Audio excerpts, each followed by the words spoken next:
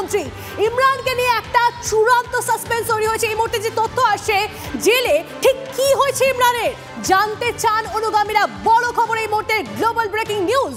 3 সপ্তাহ ধরে ইমরান খানের কোনো খবর নেই বলছেন অনুগামীরা। তাহলে কি জেলেই খুন করা হয়েছে ইমরান খানকে, দাবি জানাচ্ছে আফগান মিডিয়া। আরো একবার আপনাদেরকে জানিয়ে রাখি, যে খবরের নজরে এই মুহূর্তে বড় খবর, প্রাক্তন পাক প্রধানমন্ত্রী ইমরান খানকে নিয়ে চূড়ান্ত সাসপেন্স।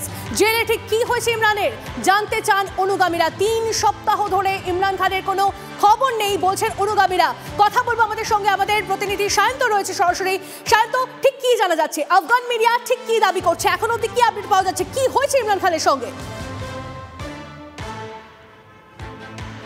একদমই, দেখো ইমরান খান কোথায়, ইমরান খানের কোনো সারা শব্দ নেই। ইমরান খান নিয়ে পাক প্রশাসনও কোনো কথা বলছে না। স্বাভাবিকভাবেই উদ্বেগ যেমন বাড়ছে তেমনই বাড়ছে ক্ষোভ।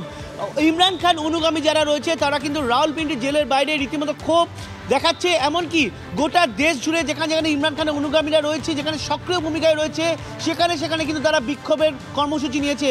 এমনকি ইমরান খান কি আদৌ বেঁচে রয়েছেন এই প্রশ্ন তুলছেন তারা। ইতিমধ্যে আফগান মিডিয়ার তরফে কিন্তু রীতিমতো দাবি করা হয়েছে ইমরান খানকে জেলের মধ্যে হত্যা করা হয়েছে।